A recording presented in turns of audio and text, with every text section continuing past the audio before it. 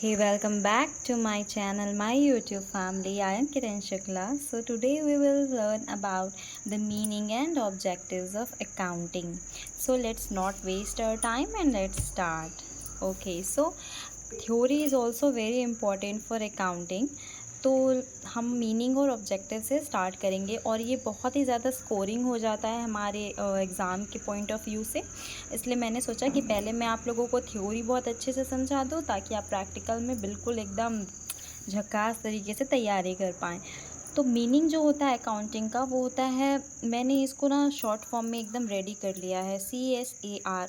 It means collective summarising analysing reporting.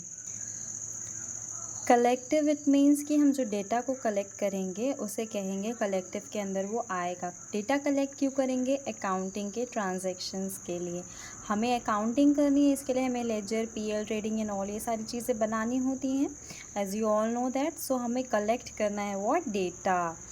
And next one is summarising. Summarise करना है। हम एक डेटा तो कलेक्ट करेंगे नहीं, हमारे पास बहुत सारे ट्रांजैक्शंस होंगे, तो हमारा नेक्स्ट जो स्टेप होगा वो होगा समराइज़ करना। सारे डेटा को एक उस पर समराइज़ करना हमारा नेक्स्ट स्टेप होगा। उसके बाद उसे एनालाइज़ करना है कि हमें इसे किस कैटेगरी में डालना है। लाइक लेजर जो होता है वो अलग अलग कैटेगरी का होता है, right?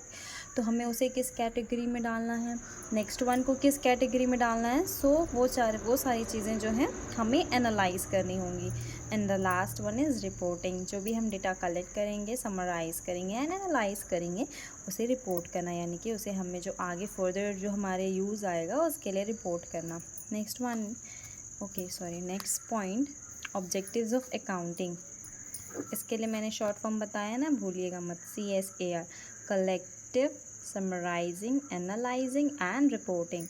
Okay, so objectives of accounting, मैंने इसके लिए भी ये शॉर्ट फॉर्म बनाया है, PESIF, बट मैं आपको अच्छे से डिटेल में भी समझाऊंगी। इट डजंट मीन कि मैं आपको डिटेल में नहीं बताऊंगी, ये मैंने शॉर्ट फॉर्म आपकी सहूलियत के लिए ही बनाया है। ओके, तो first one is to keep systematic records of business. Systematic records of business. Systematic मतलब होता है sequence wise, date wise, line by line, एक के बाद एक जो आने का होगा, वो हमें जो है सिस्टमैटिक रिकॉर्ड को मेंटेन करना कहलाता है। सिस्टमैटिक रिकॉर्ड बिजनेस ट्रांजैक्शंस का रखना, क्योंकि हम कोई भी अगर हम डिटेल रख रहे हैं तो ऑब्वियस सी बात है कि हम डेट वाइज ही रखेंगे, राइट? हम मार्च का अप्रैल का जनवरी में ऐसा तो नहीं रखेंगे ना। तो इसलिए इसे सिस्टमैटिक रिकॉर्ड के लिए हम अकाउंटिंग करते हैं। इसका ऑब्जेक्टिव ही यही होता है कि हमारे पास डेट वाइज डिटेल्स अवेलेबल हो। Next is to ascertain the financial position of business, right? This is very important कि फिनेंशियल पोजीशन जो होता है बिजनेस का उसे असरटेन करना, यानी उसे फाइंड आउट करना। रिकॉर्ड्स रहेंगे तभी हम बता पाएंगे कि what is our position in business, क्योंकि कंपटीशन बहुत है मार्केट में, राइट? तो हमें उसे ये जानना भी ज़रूरी है कि वेयर इज़ आवर बिजनेस, कौन से पोजीशन में है, ताकि अगर उसका पोजीशन लो है तो हमें और मेहनत करना होगा बिज़नेस को आगे बढ़ाने के लिए, right? Next, to calculate profit and loss. या दिस इज़ ऑब्वियसली, ये ऑब्वियस अ पॉइंट है, आप लोगों को समझ ही आ गया होगा। हम सारी चीज़ें कर क्यों रहे हैं, रिकॉर्डिंग कर क्यों रहे हैं, अकाउंटिंग क्यों कर रहे हैं, बुक कीपिंग क्यों कर रहे हैं? प्रॉफिट जानने के लिए, लॉस जानने के लिए। तो ये भी ऑब्जेक्टिव है। To prevent and detect errors in frauds. हमें जानना है प्रॉफिट एंड लॉस। अब इसको जानने के लिए हमें एरर्स और फ्रॉड पता करना पड़ेगा, ताकि हम जो प्रॉफिट एंड लॉस है अच्छे से हम उसे फाइंड कर पाएँ। So this is all about objectives. Okay, I think last one miss हो गया है। Provide informatory to genuine parties. ये सारी चीज़ें हम रिकॉर्ड करते हैं अपने लिए, बट लास्ट हमारा क्या पर्पस होता है कि हम जिसे रिकॉर्ड दे रहे हैं, हमारे बिजनेस का डिटेल किसे चाहिए। अगर if anyone wants our position, profit in loss, want to know any detail about our business, तो हम उसे दे पाएँ, इसलिए हम बुक कीपिंग अकाउंटिंग करते हैं। Okay, so the next point is characteristics of accounting. इसका भी देखिए मैंने शॉर्ट फॉर्म बनाया है, और अब कैरेक्टरिस्टिक्स का भी शॉर्ट फॉर्म है, सी फ्रेम।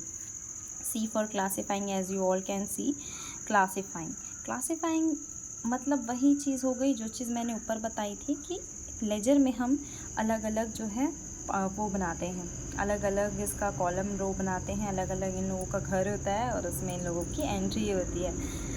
और नेक्स्ट वन है recording of financial transactions only, सिर्फ फाइनेंशियल ट्रांजैक्शन करते हैं हम इसमें रिकॉर्ड, जितने भी फाइनेंशियल होते हैं, अदर जितने ट्रांजैक्शन होते हैं उसका रिकॉर्ड हम नहीं करते हैं। Accounting is an art as well as science, या this is true, accounting art है और साइंस है। साइंस क्या होता है? साइंस एक प्रिंसिपल पर बेस्ड होता है, तो अकाउंटिंग के भी कुछ प्रिंसिपल्स हैं, रूल्स हैं, बट उन रूल्स और प्रिंसिपल्स को फॉलो करते हुए हमें रिकॉर्ड मेंटेन करना, ओके, ये एक आर्ट है। तो it's true that accounting is an art as well as science. Next one is interpretation of results, हमें रिजल्ट्स का इंटरप्रिटेशन करना होता है, तो प्रॉफिट एंड लॉस में हमें पता चलता है, ये इसका कैरेक्टरिस्टिक्स है। Next is recording in terms of money, ये और ये सेम है, मनी के टर्म्स में रिकॉर्ड होता है। And last one is summarising, characteristics यही है कि हमें समराइज़ करना है ऑल द जितने भी प्रॉफिट एंड लॉस हैं, हमें लास्ट में मिल क्या रहा है, प्रॉफिट या loss. Okay, this is very important कि हमें डिफरेंस पता होना चाहिए बुक कीपिंग एंड अकाउंटिंग का। मीनिंग क्या है?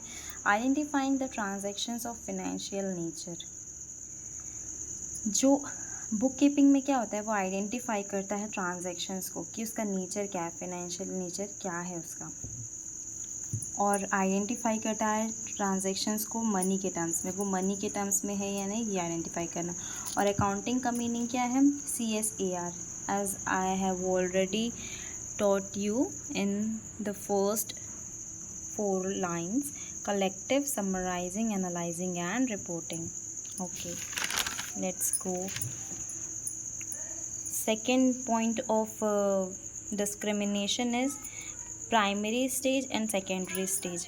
प्राइमरी स्टेज होता है कौन? बुक कीपिंग, और सेकेंडरी स्टेज होता है अकाउंटिंग।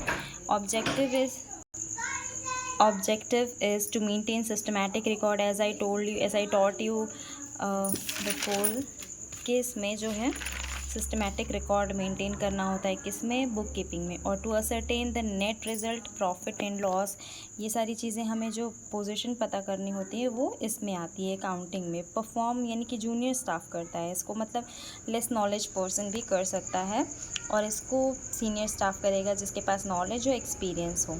नॉलेज ये वही चीज़ है कि इसमें लिमिटेड लगता है नॉलेज बुक कीपिंग में, but high level of knowledge needs for accounting. Last one is attribute. Attribute it means accounting information का एट्रीब्यूट, इसका शॉर्ट फॉर्म है कर, CURR, कुर। Okay, comparability, understandability, relevance, reliability.